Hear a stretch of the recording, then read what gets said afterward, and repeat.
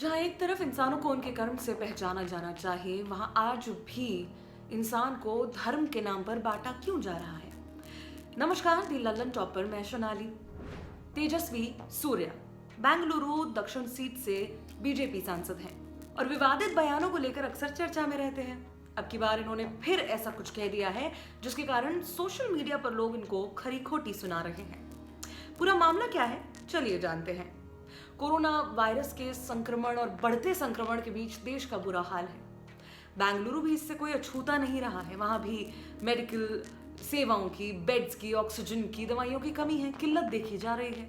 तो द हिंदू की एक रिपोर्ट के मुताबिक बीजेपी नेताओं ने अल्पसंख्यक समुदाय के लोगों को ऐसे में टारगेट किया है।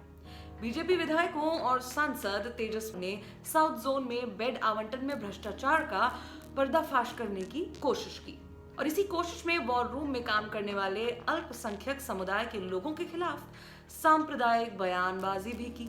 तेजस्वी सूर्या 17 नामों की लिस्ट लेकर पहुंचे और उनकी योग्यता उन्होंने जाननी चाहिए।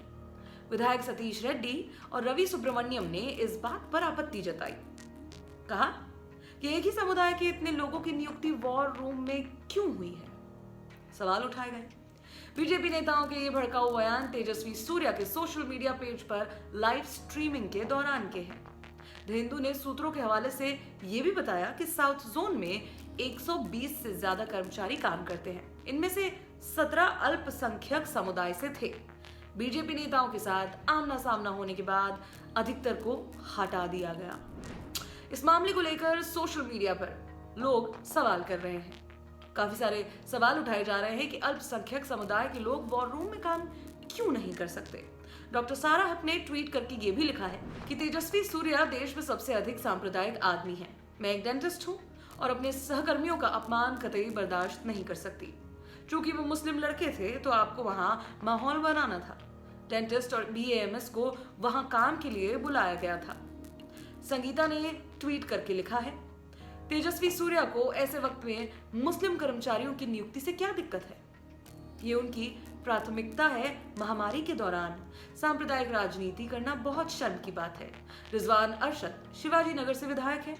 उन्होंने तेजस्वी सूर्या पर निशाना साधते हुए कहा कि शर्म कीजिए तेजस्वी, यदि आप बीजेपी सरकार की मदद नहीं कर सकते तो अपनी विफलताओं को छुपाने के लिए सांप्रदायिक जहर ना फैलाएं।